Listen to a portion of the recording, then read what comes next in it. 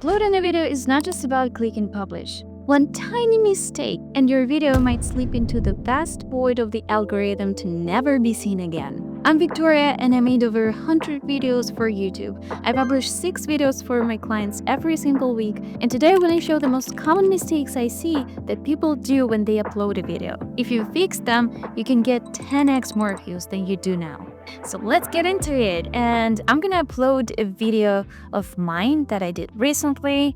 It's not even finished yet, but I'll just show it for an example. So the video is called "Why is everyone starting a YouTube channel?" The first mistake I see is about the title. If you want to rank high in YouTube search, yes, you do need to worry about the keywords, you need to research them, you need to include them in your title and your description, but here's the thing, not all your videos are designed to get views from search. In fact, the majority of videos get views from browse features, which is home feeds, subscriptions, and stuff like that. Most of the times, it's not about being searchable, it's about being clickable. Let me give you a couple of examples. So let's say your video is called "How to Grow on Social Media." Maybe it was not called this way when you just came up with an idea, but like the whole topic of the video is this: how to grow on social media. You might think that it's a solid SEO title, but the problem is that it has no curiosity loop. There are endless amounts of videos like this already. Yes, it's clear, it's straightforward, and it might be exactly what people would type into the search tab when they search for how to grow on social media. But the problem is that it's boring. Let me give you an example. Instead of how to grow on social media, try something like "The New Way to Win on Social Media in 2024. Why this title is good? There are many little tips that you can include in your title, but this exact title includes several of the tips. First one is novelty. People like new things, and if you do a new way of doing something, growing on social media, doing Facebook ads, Google ads, or the new way to budget in 2024 or 2025 better, then it's going to be 10 times better than just how to grow on social media. Or instead of saying how to save money, you can see how this channel, instead of saying how to save money, made a very clickable title saying "The Finance Expert, your ultimate guide for saving money in 2024. It gives credibility because it references the financial expert. Also, it is relevant because it includes the year into the title. And it says the ultimate guide. So they want to convey the idea that this is the only guide that you may need if you want to, let's say, save money in this year. Many use how to titles because they believe that this will bring you success in the search tab. But what you can do instead is create an enticing title that will get clicks both from search and home feed. And you may ask, how will my video rank in search if it's not SEO optimized and if I don't worry about creating a how-to title? Well, you know what? If you create a clickable, enticing title, your video will still rank high in search because it's just a good video. I mean, if it is. The YouTube algorithm is smart enough to identify what your video is about, and it will still rank high in how to grow on social media, even if your title is like "The New Way to Grow on Social Media in 2025, okay? Although how-to titles may also be a good idea, but only if you thought it through from the very beginning of creating a YouTube video. So if it's paired with exceptionally enticing thumbnail, and if the whole video is good, you can still make a how-to title, but like it has to be strategic, and it's way easier to make your video with a title that breaks the pattern and doesn't look like everything else. Why is everyone starting a YouTube channel? I actually thought this through before publishing, but I sometimes also like to look for vidIQ suggestions that actually is now pretty good. They gotten better and better in creating really nice titles. So let's see what it offers me. YouTubers are taking over the internet. Pretty good. I started a YouTube channel and here's what happened. Yeah, they show that it's not very high. Wanna be famous YouTuber? Watch this now. Why everyone started in a YouTube channel in 2024. Yeah, I think I might choose the last one. It pretty much repeats my title, but it adds a little bit of better formatting to it. Words are uppercase, some words are lowercase, so this will create this dynamic, this balance in the title that makes it better readable. So it's important to make it readable. Now, description. I wouldn't worry too much about description.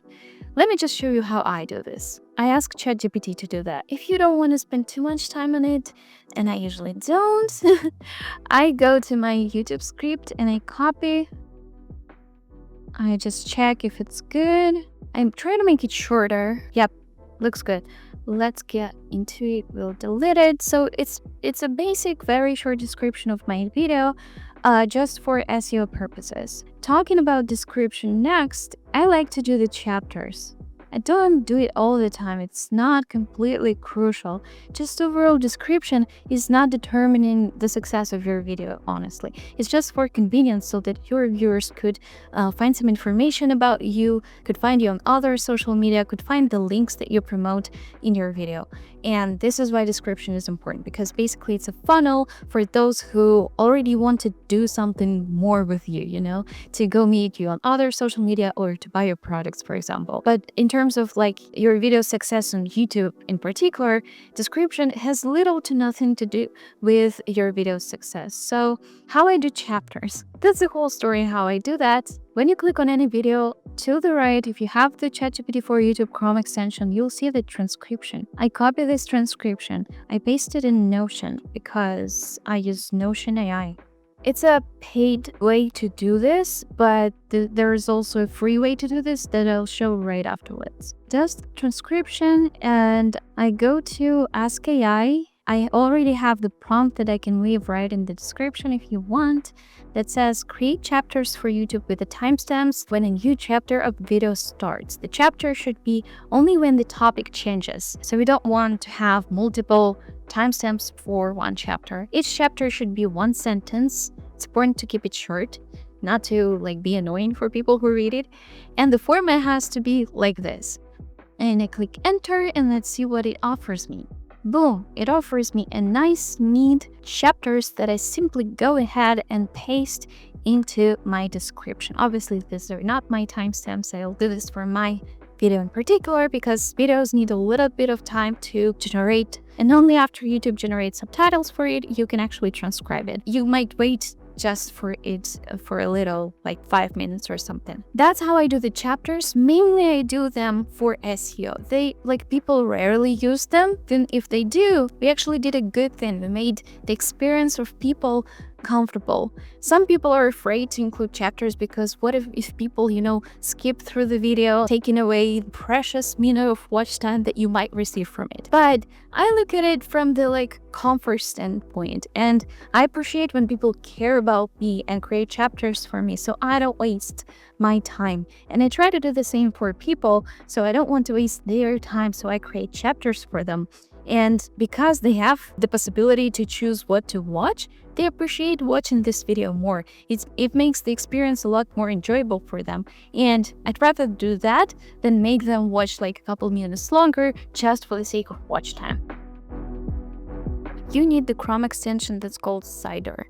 So when I click on my video, I have this tab on the right that's called Cider, if you have this Chrome extension downloaded, and it offers me the summary of my video. What I do is I click chat with video, and I have my description here, which you don't even need to think about your description because it already has that. And I also click to expand all the chapters that it created for me. So once everything is expanded, I simply copy it and paste in my description box. I will need to format it.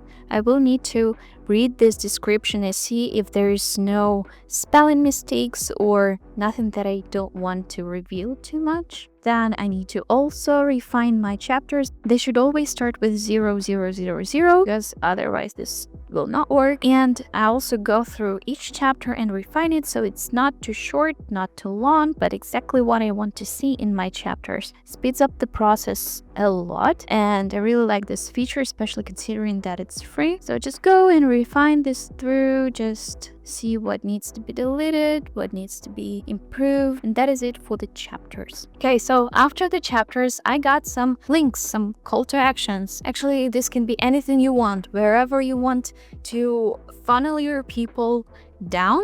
So for example, I have my link to the lead magnet here. I also have the direct call to action for book a call if people want to work with me, and I have my social media. You can do your options. This does not matter much. Some people also like to promote their other videos in the description or add some references that they talked about in the video. This is also a good idea. You can do that too. There's no like secret tip of how to do that. So just do whatever workflow you like the most and move on. Especially because the next thing that we do while uploading is the most important. No jokes. So the most common mistake I see is people create boring thumbnails, and I'm quite done with it. Please spend some time creating your thumbnail, okay? Imagine your thumbnail is a car, is a cab that will drive you from point A to point B, where point A is 0 views and point B is, let's say, 1,000 views. So your thumbnail is that cab that brings you to the views, okay? You can't neglect it. If you don't use the cab, you can use your legs, which will make this way to your 1,000 views a lot longer. But you can do that if you like. But the most shortest way to do this is to use cab, which is a funny abbreviation I made for you. Okay, so seeing the cab is clean. Your thumbnail has to be clean. No mess, no extra objects, no like little tiny details. Just make it clean. The best thing to do is around like 3-4 objects on the thumbnail. There might be exceptions, of course, but please make it clean. No mess around, okay? A in the cab abbreviation is aspiration. So I see that a lot of thumbnails work well if they have that goal, what people aspire to have on them. If you look at the examples I'm showing, we have this guy that creates Facebook ads videos, tutorials, and in the first thumbnail he uses the money as that aspiration that people want to get, want to have, and they like aspire to have after watching this video. So he says that it was 4 million in 150 days. I mean, what business owner doesn't want to add 4 million to their revenue in 150 days? That's a really good aspiration included in the thumbnail. And the next one is also about Facebook ads. It's about higher ROAS, and also a lot of business owners want to increase their ROAS. So this aspiration makes people, motivates people to click. And B in our CAB abbreviation is big objects. You need to use big objects because your thumbnail has to be seen from like very small device. You know that a lot of people watch videos in the phones, so you've got to take care of them. Bad examples that I want to show you is this guy that has very small text on the right side of the screen, which can barely be read. Actually, the main text on the thumbnail is also quite small. You can actually make it bigger. You've got room for that. And the second option also has a lot of small details, like in the background of the thumbnail. There are a lot of letters, I guess, that make little to no sense actually to convey the meaning of this thumbnail, and also a lot of other objects that are small, like text, very small words of the text. There are some, I don't even know what this is, you know, it's so small that I can't even recognize the objects on the screen. He also holds this circle that's also very small and has a little text inside of it, which also I cannot read because it's too small. So please care of your viewers and create bigger objects on your thumbnails. This is the only way they can even see you before they decide even to click. So yeah, my thumbnail here has only 3 objects, which is this phone, text, which I hope is big enough, minimum colors, minimum details, and my photo. Photos do well. I hope you remember that CAB abbreviation: C, clean, A, aspiration, B, big objects, okay? And automatically your thumbnails will be 10 times better than of your competition on YouTube. How to set the audience of your new video that's published? Do we set it as made for kids, or do we set it as not made for kids? Of course, not for kids. Our videos are not for kids, okay? Usually, in most cases. So you click no, it's not made for kids, because if it's made for kids, it will exclude a ton of different functionality on your video. Like it will remove comments, a bunch of other things as well, so just don't do that. I don't click it every time, I find it annoying, so I go to settings, channel, advanced settings, and I set the whole channel is not made for kids. This way I don't have to click it every time when I upload a new video. The problem I see that people do is end screen. The end screens are clickable elements that are shown in the end of your video. So this can be a video box, a playlist, or a subscribe button. They're very powerful when you want to circulate your audience throughout your channel, make more views basically. But only if you use them right way. You know, YouTube offers several templates for end screens. Personally, I prefer to keep it very simple and to include only one video box in the end screen. Here's why. When you give people too many objects to choose from, they may have the decision fatigue. This is when people are so overwhelmed with the amount of choice they have that they actually don't choose anything at all. And we don't want that, so we choose just one video. I see people place it in the middle of the screen. You can also place it to the right and also maybe point at it when you finish filming your video. So up to you, but what I recommend is to choose just one video that you want to promote and you're done. Also, it gives you the possibility of making a 20-second end screen. I wouldn't want that because people will just click off your video sooner than you might want. So I recommend making it shorter, maybe 5 to 10 seconds in the end of the video. And the best way to do this is to actually promote your video. It increases the chances of people actually clicking on your end screen like 10 times. So I like to think this through at the stage of the scripting. So at the end, when I prepare the outro, I already have a video prepared that I want to promote in the end of my video. The trick is to align your end screen with your call to action. For example, if you say, click here on the screen to learn more about how to create thumbnails for your videos. And I want to make sure that my end screen is appearing exactly when I say that. So when you are just line your end screen, you just watch the video and you see where exactly you started videos on YouTube. You can click right here. Yeah, so this is exactly when I say it. That's why I adjust so that my end screen appears right when I click right here to watch the next. Yep, like this. I'm not gonna, by the way, go through the playlists and tags because I don't believe that they have that much of a influence on your video performance, to be completely honest. So you can choose playlist where if it's the best, let's say how to do YouTube great, or you can create playlists just to make your channel organized. And the tags, I like to use vidIQ because it makes it very simple. So why is everyone starting YouTube channel? So it saves me a lot of time and tags are not that important, so I don't want to invest a lot of time in it. So I just click plus to whatever vidIQ offers me. So YouTube tips, yeah, that's what I'm talking about, basically how to get more views. And that is basically it for playlists and tags. It has to take minimal time from you, okay? I click save just in case. I like to click save just once in a while. As a video editor, it was important to do that because if you don't save your version of editing, you might lose like hours of your work. This is why I click save every time I can because I'm afraid to lose my work. Now, if you've stuck with me this far, I've got a bonus tip for you. A lot of people, care too much about the publishing time. However, in the real sense, it really doesn't matter for the long-term performance of your video. YouTube itself says that when it doesn't really matter when exactly what time of the day you publish your video on, it's important that the video is good and it's very well optimized with title, thumbnail, and just the whole video is nice. So just post the video whenever it's ready, please. No need to schedule it or wait until the perfect time. These are just little tips that will not help anything if your video is not good at all. And that is it. That's the most important things to do if you want your video to get more views and to perform well on YouTube. Also, if you work 40 to 60 hours a week and you don't even know how to incorporate YouTube videos production in your life, you might want me to help you. So if you do, book the call in the description. And if you want to spend less time on YouTube video production, then click here because I tell exactly how to do low effort videos. And have the most wonderful day. Bye!